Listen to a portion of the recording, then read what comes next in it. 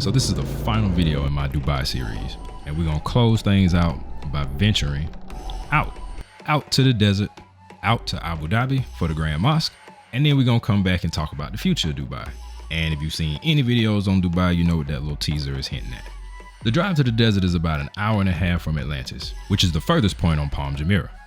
There's over 40 companies allowed to set up camp and host these tours out in the desert. Make sure the tour company you choose includes hotel pickup. They mostly communicate via WhatsApp, and the exact pickup time will be communicated and coordinated the day of, but expected to be sometime between 2 p.m. and 4 p.m. We used ABC Tours Dubai, and we had a really dope experience. I'm not getting paid by these folks. This ain't no endorsement or anything like that. It's just that was our experience. It started with our driver, who was super cool and dropped a lot of knowledge on us about life in Dubai and the other 6 Emirates. If you don't know, in 1971, the 6 Emirates of Abu Dhabi, Dubai, Sharjah, Ajman, Al Quwain, and Fujairah merged to form the United Arab Emirates. Then a 7th Emirate, Ras Al Khaimah, joined in 1972. You'll see a lot more mosques driving from Dubai into the desert and also driving into Abu Dhabi, because there's varying strictness to religious rulings across the 7 Emirates. Dubai seems like the most, let's say, liberal. You'll also notice structural differences between the mosques, so use of more pillars and stuff like that. One super interesting thing he said, and I fact checked this one, UAE, or United Arab Emirates, is 80% international and really only 20% local Arab Emirati. They got separate communities and neighborhoods. Emirates, Bedouins, local Arab people have free healthcare, free education, free childcare, free pet care, I think he said. But being born here isn't enough. Let's say your parents are Pakistani and you were born in UAE, you get nothing because you're Pakistani. Even though you were born here your whole life, you don't get those same benefits. Also, when you turn 60, you gotta retire back to your home country. Again, even though you don't know that home country, you just have to go back. On a lighter note, another interesting fact, there's no more wild camels. The Bedouins, the local desert nomad people, they own and make a living via these camel farms. Also date farms and palm tree farms. Anywho, I think I taught y'all enough. I just thought y'all wanted to learn some stuff. You know, I don't know. Never say you never learn nothing from me. All right, so let's get to the desert stuff. Quick pit stop to deflate the tires, because driving on sand requires a much lower tire pressure. Otherwise, you'll get stuck. Oh, I should have mentioned, the vehicle we got picked up in is the vehicle that you'll be dune bashing in should you choose that as an activity. Anyway, here we are, the desert. Like, we legit just drove right out into nothing. We went from mosque city, residential highway to just straight nothing. And then the fun starts.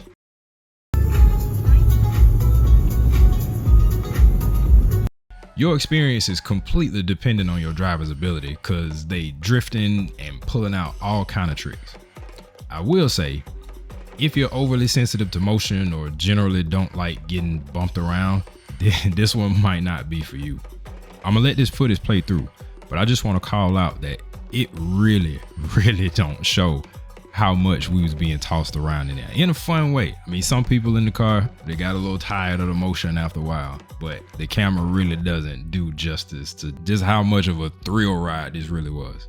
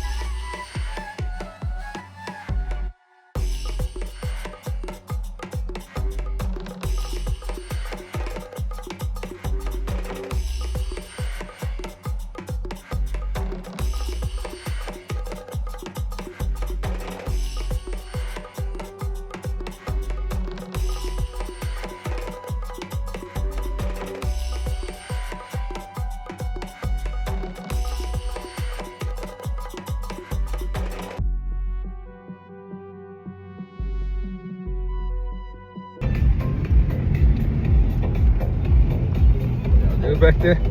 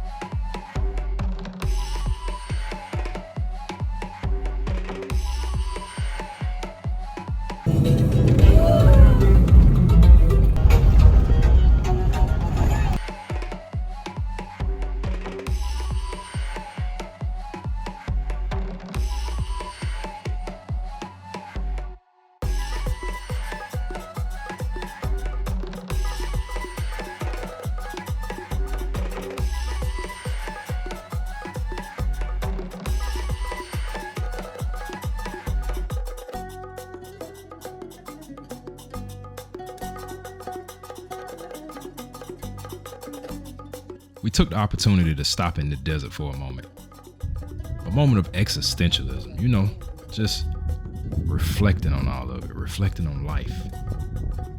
Mostly it was just for photos, but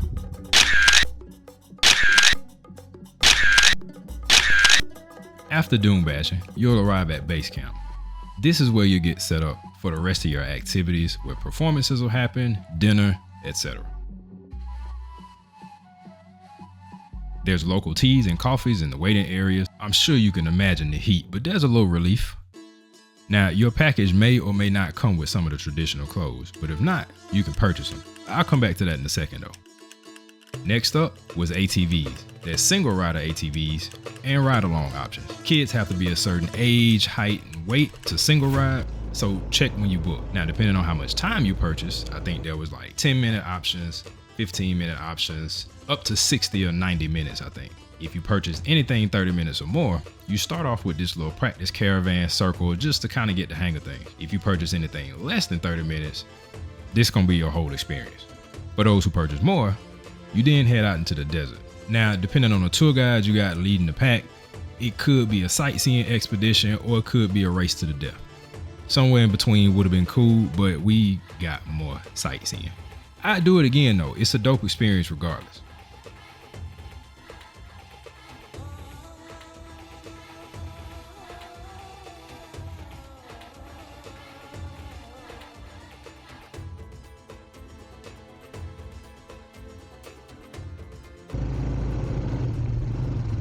Hurry up.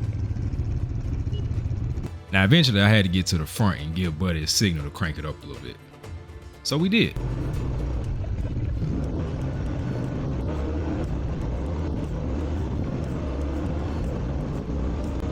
Nothing too crazy. It was right at the end of our time, so we headed back to camp.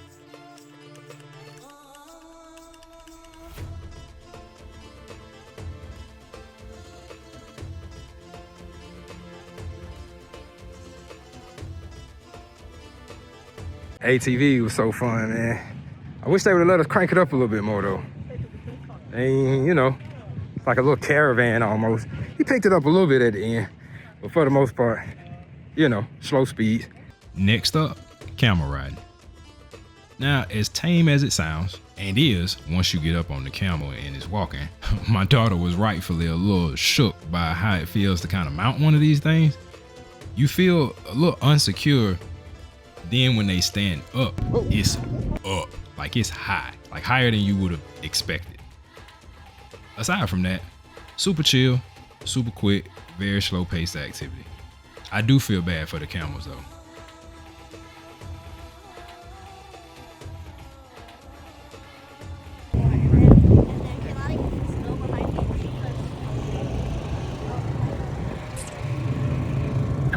Then there was sandboarding.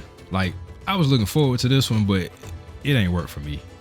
And then dude setting you up was like zero help.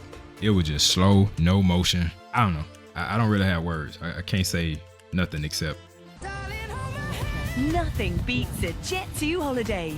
And right now, you can save £50 per person. That's £200 off for a family of 4. We've got millions of free child place holidays available, with 22 kilograms of baggage included.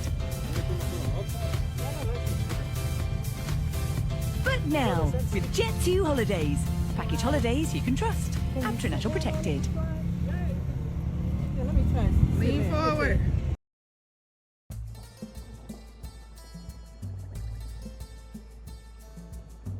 Alright, so back at camp, as the sun sets, it's time to get ready for dinner and a show. Going back to the clothes for a second, you can purchase traditional garb if your package didn't come with it. The ones that come with your package are the plain, traditional, any extra designs, the bedazzled ones, stuff like that, they cost more. Prices range from like $15 to $150 for some of the really high-end ones. Kandura for the men, which is the ankle-length robe worn by Emirate men, with a gutra headpiece and a gal. Abaya for the women, which is the long, loose-fitting robe that leaves the face, hands, and feet exposed. It's not required, but it's cool to get into the local culture. You make your way to your designated table. There's also options for paying extra to be closer to the stage. Then dinner starts. They bring you course after course of varying local foods and dishes. Ain't even gonna pretend like I remember all the names, but there was of course hummus, varying grilled meats, chicken, steak, lamb, French fries, and an assortment of fruits and pastries for dessert.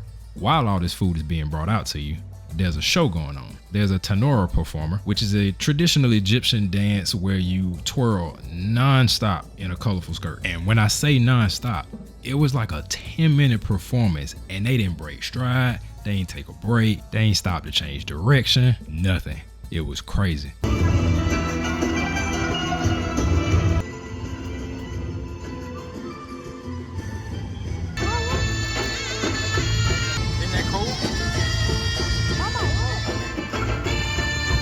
Then they got a belly dancer, or more traditionally known as Raqs Sharqi.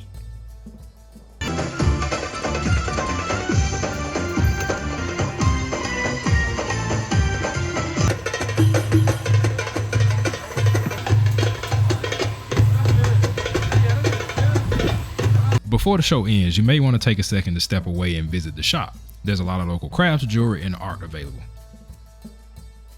They also have henna tattoos available, which is a dye used from a henna plant to make like a temporary tattoo or design on the hand.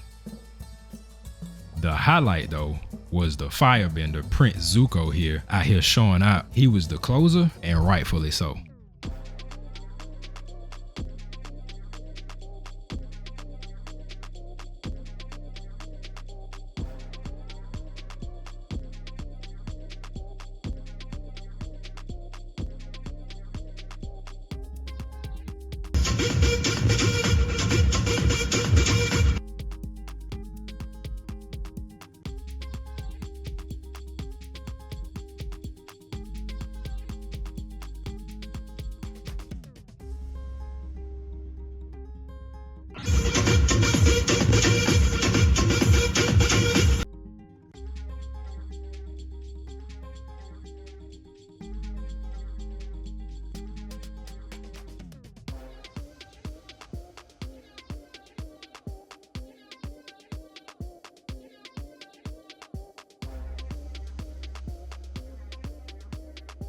Next, we head into Abu Dhabi to visit the Grand Mosque. From Atlantis, the Grand Mosque is about an hour and a half drive, just long enough to question the directions a couple times and realize how massive the UAE really is. Then, off in the distance, you see it, the Grand Mosque, overpowering the landscape, this majestic, white, almost unreal structure. The closer you get to it, the quieter everything feels in its presence. To be honest, it was just an experience seeing it from the outside. I would have been cool with that. But of course, I mean, you gotta go in, you gotta experience it. You enter the mosque by passing through an entire underground mall of shops, restaurants, cafes, souvenir stands, fragrance counters, candy and chocolate boutiques, and the most important, the wardrobe shops. In order to go inside, traditional attire is required here. So this one is where you gotta adjust and make sure everything's covered. It's respectful, it's intentional, and honestly, it's just part of the experience. If you're gonna visit, if you're gonna take part in local culture, just be respectful. Once you go through this security checkpoint, that's kind of like airport TSA, but calmer, like ain't nobody rushing you or yelling at you about your shoes. Then there's this pass-through area that's filled with details about the mosque, history, art. Just take it all in as you're walking through. So you emerge out this walkway and the mosque is revealed. And again, majestic, majesty, monumental, grand, towering, overpowered, like all of these things. Like, it's impossible not to feel small when you're here. There's this serenity, this tranquility, like everything feels curated and purposeful, and an almost humbling feeling that you feel when you're here. A little bit of anxiety too, because there's like rules about how you can take pictures, and like your arms can't be raised, no thumbs up, no peace signs or anything like that. So you're just kind of on the edge a little bit, but you know, don't let that worry you. The Grand Mosque is one of the largest mosques in the world, built to welcome both worshipers and visitors. So guests are allowed in designated areas during non-prayer times, while the mosque continues to function as an active place of worship. During daily prayers and major Islamic holidays, these halls get filled with thousands of people gathering in faith. During Ramadan, it's said to host some insane numbers like 40,000 people a day. Every little detail, the marble, the symmetry, the landscaping was designed with intention. This isn't just architecture, it's a living space for reflection, prayer, and community. And walking through it, you're not just seeing a landmark, you're really being invited to understand it and be a part of it. The corridors stretch almost endlessly, guiding you to prayer rooms, separate for men and women. They're vast, yet calming, designed for focus, reflection, and connection. Above it all, the Grand Mosque clock keeps time, not for appointments or alarms, but for moments that matter, marking prayer times, further grounding the space and purpose. This place ain't built to impress the world. It's built to remind the world to slow down. And it's kind of a flex for real. Create something so massive while its purpose is to focus on the unseen. After all that reflection and soaking in centuries of tradition, hard pivot to the future. Remember that teaser way early in the video? Of course you don't. Who got that kind of attention span? But this is what I meant though. We swapping marble and quiet halls for chrome curves and big ideas. Welcome to the Museum of the Future, where Dubai basically said, we got so much money, how can we use it to help solve the world's problem? If you plan on visiting, I recommend traveling light, because they don't allow bags, like at all. But they do have a monitored bag drop-off point for about $10. The Museum of the Future is a semi-guided, mostly self-guided tour based on the premise of a space station mission powered by an AI guide to solve present-day problems. Greetings everyone, my name is Aya. I'm a digital resident of the Museum of the Future, and artists from around the world. My intelligence fuses this building.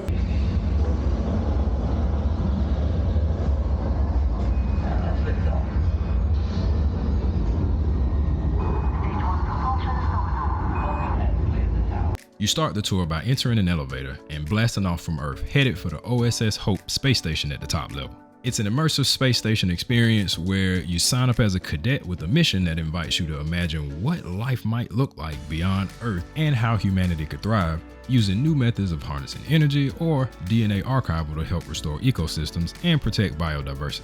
This is a super interesting, like super dope part of the experience.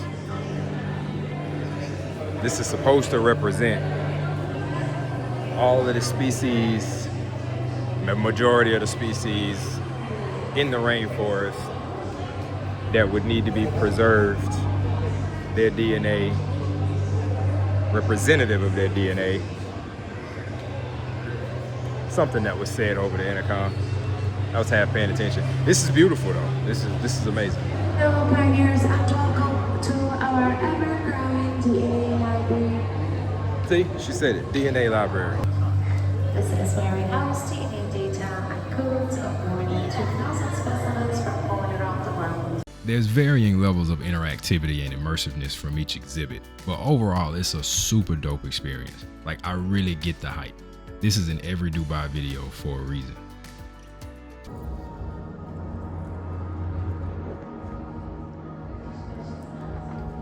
Alright, so there's conceptualizing and then there's actualizing. That's a word, right? Yeah. So the tour closes things out with Tomorrow Today, showing real world prototypes for stuff in the near future for like transportation, robotics, and city design. The future gets personal with an exhibit that lets you interact with a real robot that adapts and responds in real time. Wishing your son, Zorais, a very happy birthday. May he have a joyful and wonderful year ahead. Your love for him. Here's my failed attempt at interacting with the future. She didn't get my prompt right. It was still cool though. Sure. In Spanish, te quiero, Sada. In French, je t'aime, Sada. Beyond the exhibits, this whole building tells a story. Hopefully you get to experience it. And then we end with the real future. Future Heroes Kids area. And this concludes my Dubai series. I really appreciate y'all watching.